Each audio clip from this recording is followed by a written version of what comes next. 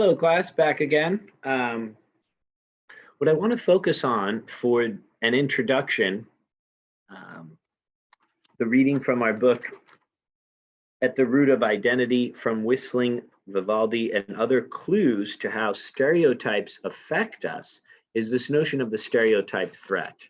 The selection is very clear in that it provides lots of evidence to make the academic argument very, very clear and well supported, right? So when you think of an academic argument, carefully structured research, this is a wonderful example of such. And his main notion, and a notion that you might find yourself exploring in your academic argument essay number 2, is the stereotype threat. And as we see here, it's a situational predicament in which people are or feel themselves to be at risk of conforming to stereotypes about their social group. It is purportedly a contributing factor to long-standing racial and gender gaps in academic performance. And both this notion of the stereotype threat and our essay To All the Girls I've Rejected, the second selection for the readings,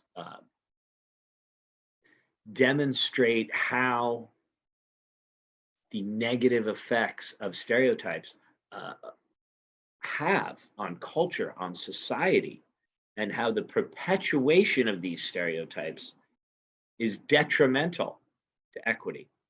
And the notion of schools and institutions is something you can write about as well. And I want to call your attention to from our homepage, from the first day on class information in our first module, to the equity page, right?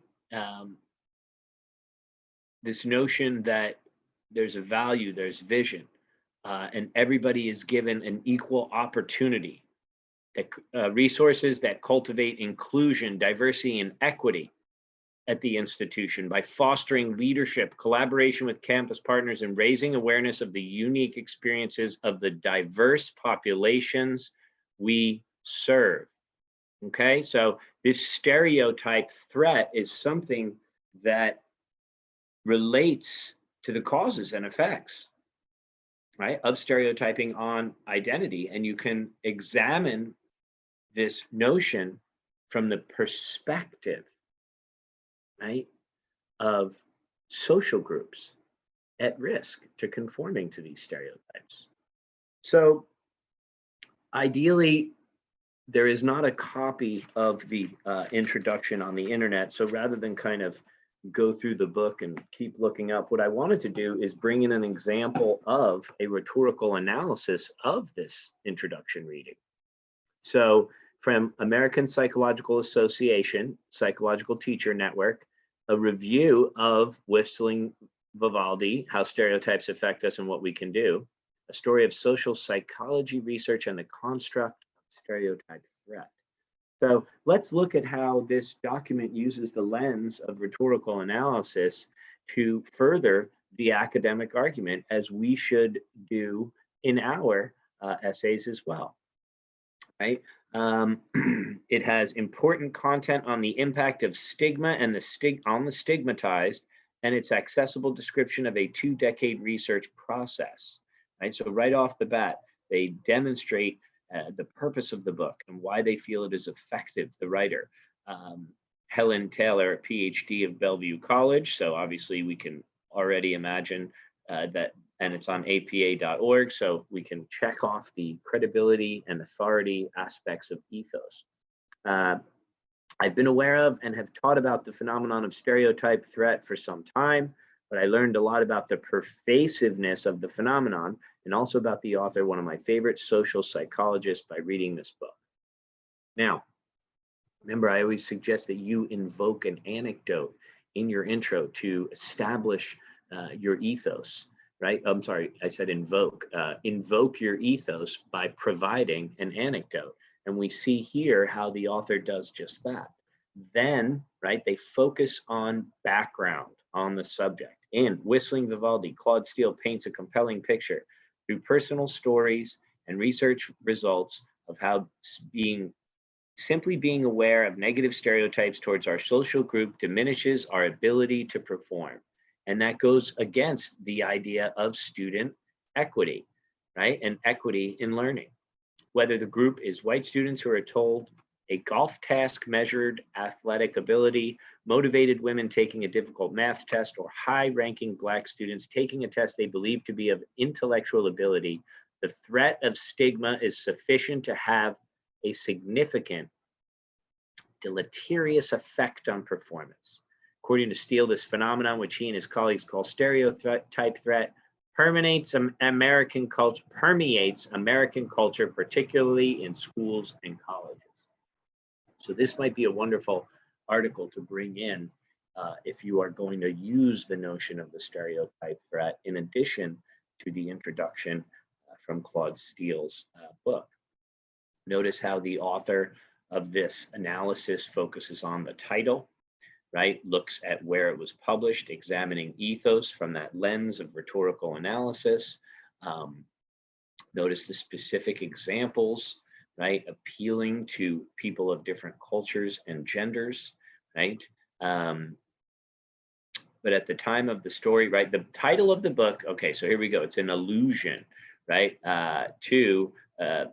It's a reference to Brent Staples, now a columnist for the New York Times, but at the time of the story, a graduate student in Chicago. Staples, an African-American, observed white individuals and couples reacting to him with fear as they walked past him in the Hyde Park neighborhood. Staples noticed that when he whistled tunes of classical composer Vivaldi, white passers-by seemed to relax and some even smiled. The change in how Staples was seen from the stereotype of a potentially violence-prone African-American youth to an educated, refined person reveals to Steele both the threat of historic stereotypes and the power of situational contingencies to diffuse that threat, both to the white passerby and to Staples himself. Situations, contexts within our society and culture. Notice the next paragraph. By focusing on identity contingencies, again, our essay is focusing on stereotypes, identities, just like this document does. So I hope you're finding this an effective example of carefully structured research with a particular focus on the lens of rhetorical analysis. Let's read one more paragraph together. By focusing on identity contingencies, particularly the identity threat that emerges when faced with a negative stereotype of one's group, Steele and his colleagues take the heat off of the individual or the family for failures in performance. The same students from the same background will perform differently depending on the salience of stereotype threat. This is a powerful idea because it means that by changing the situation, we can affect a change in achievement.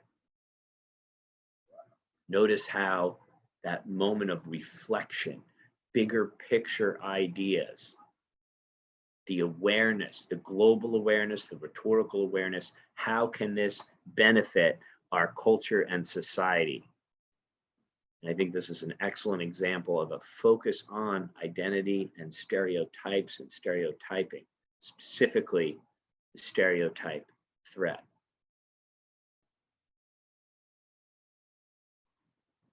So before we finish up, you'll notice I just paused the recording because I wanted to make sure that we looked up the two words that you might be unfamiliar with. Remember, as I've always said, one of the most useful tools you have is a dictionary. So if there's a word that you might be unfamiliar with, look it up so that you have a better understanding of it, and you can hopefully incorporate it into your vocabulary and use it effectively as well. Notice salience, the quality of being particularly noticeable or important, prominence. The salience, the prominence of stereotype threat. And the other word that came from the paragraph up here, they believed, right, to have a significant deleterious effect on performance, causing harm or damage. So I will put links for these three ideas as well as the essay below this video. And I hope this is helping you to write with confidence in your academic argument essay number 2, because we always want to emulate what the essays we are reading and evaluating are doing effectively. We want to match or surpass, typically by imitation. So let's emulate the positive aspects of these academic argument essays with a particular focus on the lens of rhetorical analysis as we use them to further our own arguments. Thanks for listening, and let me know if you have any questions.